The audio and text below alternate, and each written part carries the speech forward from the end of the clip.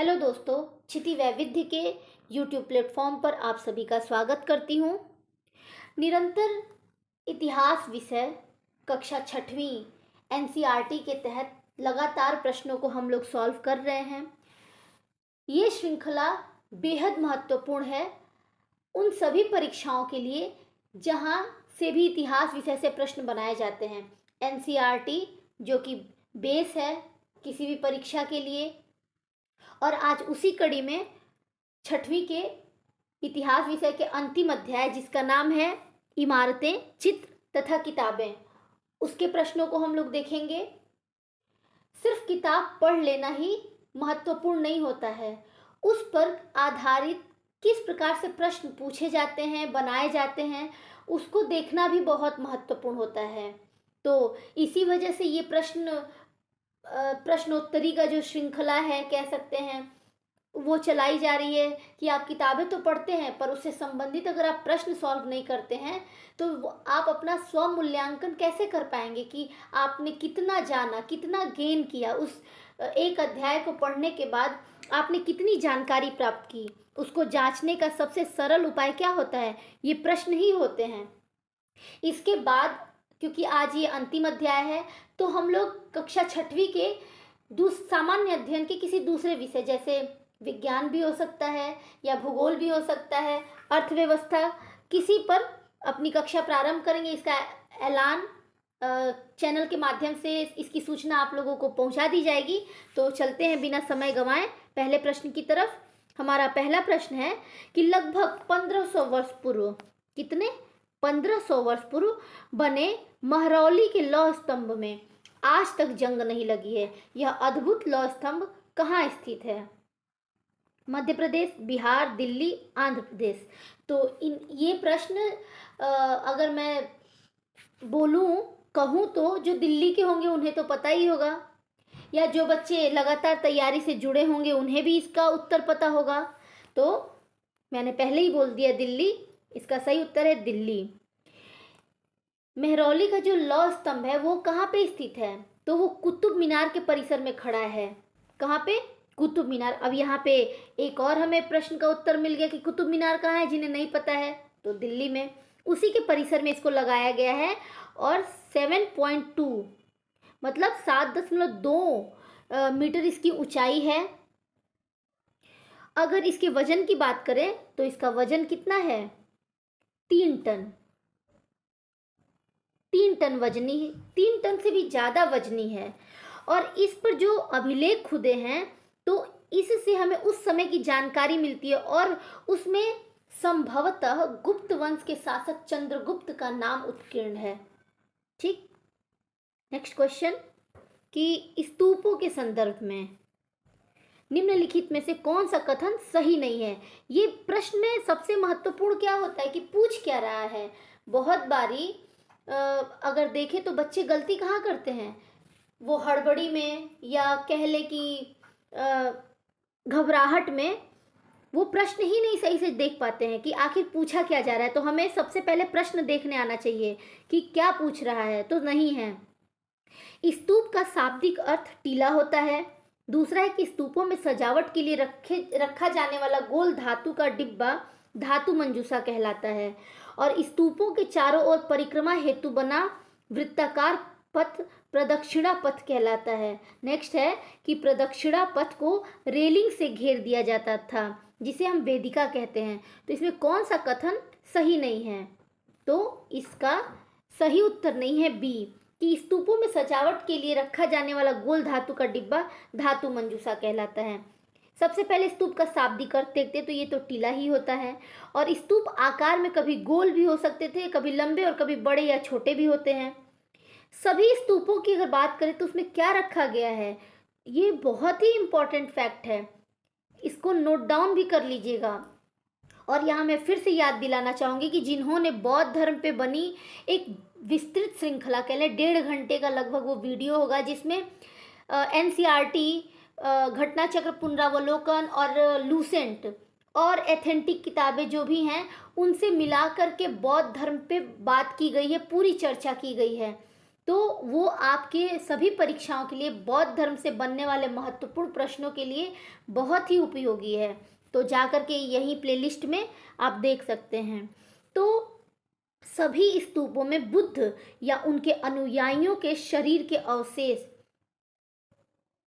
या उनके द्वारा जो यूज की जाने वाली चीजें थीं एक डिब्बे में रखे जाते थे। स्तूपों में क्या रखे जाते थे? तो बुद्ध के या उनके अनुयायियों द्वारा जो वस्तु वो प्रयुक्त करते थे या प्रयोग में लाते थे उनको उन डिब्बों में रखा जाता था। इसे क्या कहते थे? धातु मंजूषा कहते थे। स्तूप प्रायः इन्हीं धातु मंजूषा के ऊपर रखा एक मिट्टी का टीला होता था और बाद में टीलों को ईंटों से ढक दिया गया। तो इसलिए कथन जो बी है वो गलत है।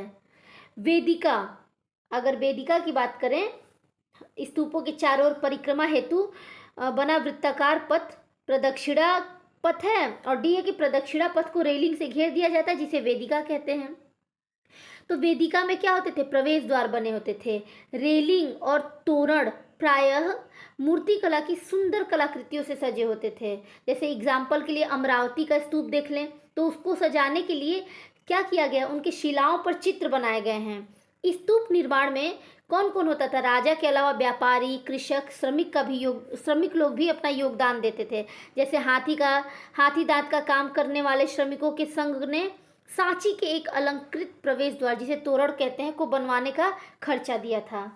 नेक्स्ट क्वेश्चन है, पूर्व मध्यकालीन आरंभिक हिंदू मंदिरों के संदर्भ में निम्नलिखित कथनों पर विचार कीजिए। मंदिरों का सबसे महत्वपूर्ण भाग मंडप होता था। मंदिरों में गर्भगृह नाम की एक जगह होती थी। यह एक सभागार होता था जहां लोग एकत्र होते थे और गर्भगृह के ऊपर काफी ऊंचाई तक निर्माण किया जाता था जिसे शिखर कहते थे। तो उपयुक्त कथनों में से कौन से कथन सही हैं? केवल 1 2, केवल 2 3, सी कह रहा है केवल 3 और डी कह रहा है कि 1 2 और 3। इसका सही उत्तर अगर देखें तो सी, केवल तीसरा जो कथन है वो सही है। चलते हैं प्रश्न की तरफ। क्या है तीसरा? कि गर्भगृह के ऊपर काफी ऊंचाई तक निर्माण किया जाता था जिसे शिखर कहते थे। मंदिरों का सबसे महत्वपूर्ण भाग क्या होता है? मंडप नहीं होता है, मंदिर का गर्भगृह होता है। मंदिर का गर्भगृह होता है, जहाँ क्या होता है गर्भगृह में कि मुख्य जो देवी देवता होते हैं, चाहे विष्णु हो, शिव हो, दुर्गा हो, उनको रखा जाता है। अगर आप शिवलिंग काशी विश्वनाथ या जहाँ भी आप गए हो, महाकाल गए हो, तो जो गर्भगृह है वहाँ क्या है? शिवलिंग रखा गया है। इसी स्थान पर पुरोहित क्या करते हैं? धार्मिक अनुष्ठान करते हैं और भक्त अपना पूजा पाठ करते हैं। गर्भगृह को सबसे पवित्र स्थान माना जाता है और उस गर्भगृह के ऊपर देखा जाए तो किस चीज़ का निर्माण होता है? तो एक शिखर का निर्माण होता है। जैसे भीतर गांव के मंदिर को आप देखेंगे, और अधिकतर मंदिरों में मंडप नाम की जगह होती थी। यह एक सभागार होता था, वहाँ लोग क्या करते थे? वहाँ लोग इकट्ठा होते थे। आरंभिक हिंदू मंदिरों में जो भीतर गांव का मंदिर है वो कितने, लगभग 1500 वर्ष पूर्व के आसपास बना होगा। और महाबलीपुरम का जो एकाश्मिक मंदिर है, एकाश्मिक मतलब एक पत्थर से बनाया गया। ऐहोल का जो दुर्गा मंदिर है जो 1400 वर्ष पूर्व बनाया गया, ये सब बहुत प्रसिद्ध हैं। आरंभिक हिंदू मंदिरों की बात करें तो कौन कौन से? भीतर गांव का मंदिर, महाबलीपुरम के एकाश्मिक मंदिर, ऐहोल का दुर्गा मंदिर। एकाश्म मंदिरों की विशेषता मैंने बताई कि एक ही विशाल शिलाखंड के ऊपर से नीचे की ओर तराश कर बनाया जाता था। चलते हैं अगले प्रश्न की तरफ। चौथा प्रश्न है कि पुराणों के संदर्भ में निम्नलिखित कथनों में से कौन से कथन सही नहीं हैं? पुराणों का पाठ पुजारी मंदिरों में किया करते थे। इनमें पूजा विधियों के साथ साथ संसार की सृष्टि तथा राजाओं के बारे में भी कहानियां हैं। सी है कि अधिकतर पुराण सरल संस्कृत श्लोक में लिखे गए हैं जिससे सब उन्हें सुन और समझ सके। और डी कह रहा है कि स्त्रियां तथा शूद्र जिन्हें वेद पढ़ने की अनुमति नहीं थी वे पुराणों को भी नहीं सुन सकते थे। तो इसका सही मतलब क्या है सही उत्तर? क्योंकि पूछा है कि कौन सा कथन सही नहीं है, तो डी जो कथन है ये सही नहीं है।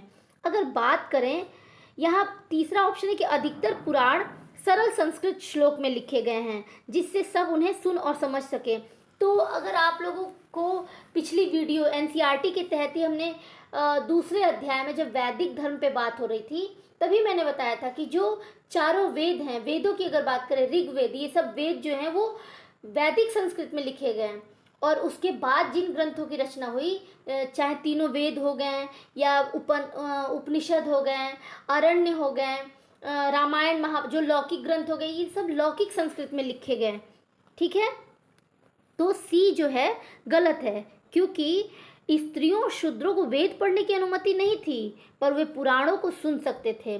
और पुराणों का शाब्दिक अर्थ क्या होता है? तो प्राचीन होता है। और पुराण कब लिखे गए? तो ये पूर्व मध्य काल, ये पूर्व मध्य काल में लिखे गए। चलते हैं अगले प्रश्न की तरफ। अगला प्रश्न है, पांचवा कि निम्नलिखित में कौन पुराणों के संकलन से संबंधित नहीं है? व्यास, उग्रश्रवा, लोमहर्ष या मंखक? तो इसका सही उत्तर क्या है? डी, मंखक जो है वो पुराणों से संबंधित नहीं है। अगर यहाँ मैं पूछूं कि पुराण कितने हैं, पुराणों की संख्या कितनी है, तो 18 पुराण हैं। परंतु जो मत्स्य पुराण है उसमें लिखा है कि मतलब एक ही पुराण है। ठीक है, वैसे संभवतः 18 माने ही जाते हैं कि 18 पुराणों की संख्या 18 है। ब्राह्मण पुराण के अनुसार वेद व्यास ने क्या किया? पुराण संहिता का संकलन किया। और विष्णु पुराण से पता चलता है कि व्यास ने अपनी पुराण संहिता में अपने शिष्य लोमहर्षण को शिक्षा दी है। और उग्र श्रवा जो हैं वो लोमहर्ष के पुत्र थे। तो इसी वजह से ये तीनों पुराणों से जुड़े हुए हैं, और मंखक जो हैं वो पुराणों से जुड़े हुए नहीं हैं। अब मंखक कौन थे? तो ये कश्मीर के एक संस्कृत महाकवि थे। इनकी रचना का नाम क्या है? इनकी रचना है श्री कंठ चरित महाकाव्य। ठीक है, तथा मंखक कोश भी एक इनकी रचना है। चलते हैं अब अगले प्रश्न की तरफ। छठा प्रश्न, आर्यभट्टियम के लेखक आर्यभट्ट किससे संबंधित थे? ज्योतिष, खगोल, गणित? नीचे दिए गए कुट की सहायता से उत्तर का चयन कीजिए। केवल एक और तीन, 2 और 3, और डी कह रहा है कि तीनों। तो इसका सही उत्तर क्या है? डी, तीनों जो कथन है सही हैं। कि आर्यभट्ट किससे संबंधित थे? आर्यभट्टियम के लेखक आर्यभट्ट किससे संबंधित हैं? तो ज्योतिष से भी है, खगोल से भी है और गणित से भी हैं। गणितज्ञ और खगोल शास्त्री आर्यभट्ट ने किस भाषा में? तो संस्कृत भाषा में आर्यभट्टियम की रचना की। ये एक महान ज्योतिषविद भी थे, और उन्होंने अपनी पुस्तक में दिन और रात पृथ्वी की अपनी धुरी पर चक्कर काटने की वजह से होता है, अपनी पुस्तक में इसका वर्णन किया है। उन्होंने ग्रहों के बारे में वैज्ञानिक जो ग्रहण लगते हैं उसके बारे में भी वैज्ञानिक तर्क दिया है। और उन्होंने आर्यभट्ट ने वृत्त की परिधि को मापने की विधि भी ढूंढ निकाली, जो लगभग उतनी ही सही है जितनी आज प्रयुक्त होने वाली जो विधि है। अगला प्रश्न है 7वां, कि शून्य के संदर्भ में निम्नलिखित कथनों पर विचार कीजिए। भारत के गणितज्ञों ने शून्य के लिए एक नए चिन्ह का आविष्कार किया। गिनती की यह पद्धति पहले यूरोपियों द्वारा अपनाई गई और उसके बाद पूरे अरब में फैल गई। तीसरा है कि रोम के निवासी शून्य का प्रयोग किए बगैर गिनती करते थे। तो उपयुक्त में से कौन सा कथन सही है? केवल एक और 3, केवल 2 और 3, और डी कह रहा है कि 1, 2 और 3। तो इसका सही उत्तर क्या है? पहला और तीसरा कथन जो है वो सही है, कि भारत के गणितज्ञों ने शून्य के लिए एक चिन्ह का आविष्कार किया और रोम के निवासी शून्य का प्रयोग किए बगैर गिनती करते थे। पर दूसरा कथन जो है वो गलत है। क्यों गलत है? दिया है कि गिनती की यह पद्धति पहले यूरोपियों द्वारा अपनाई गई और उसके बाद पूरे अरब में फैल गई। क्योंकि गिनती की यह पद्धति अरबों द्वारा पहले अपनाई गई और उसके बाद यूरोप में फैली। ठीक है, इसलिए ये कथन गलत है। चलते हैं अगले प्रश्न की तरफ। कागज का आविष्कार निम्नलिखित में से कहाँ हुआ? तो मुझे लगता है कि संभवतः इसका उत्तर सबको पता होगा। भारत, चीन, अरब और डी है यूरोप। तो इसका सही उत्तर है कि चीन। कागज का आविष्कार लगभग 1900 वर्ष पूर्व चीन में लून नाम के एक व्यक्ति ने किया था। क्या नाम? लून नाम के व्यक्ति ने। और लगभग 1400 वर्ष पूर्व यह तकनीक कहाँ पहुंचा? चीन के बाद कोरिया और उसके तुरंत बाद जापान तक फैल गया। लगभग 1800 वर्ष पूर्व यह बगदाद पहुंची और फिर बगदाद से वहाँ से यूरोप से अफ्रीका, फिर एशिया के अन्य भागों में फैल गया। और इस महाद्वीप में कागज की जानकारी कहाँ से आई? भारतीय उपमहाद्वीप में, तो बगदाद से आई। तो संभवतः ये आज का आखिरी प्रश्न था। फिर मिलेंगे एक नई श्रृंखला, एक नए विषय पर चर्चा के साथ। तब तक के लिए धन्यवाद।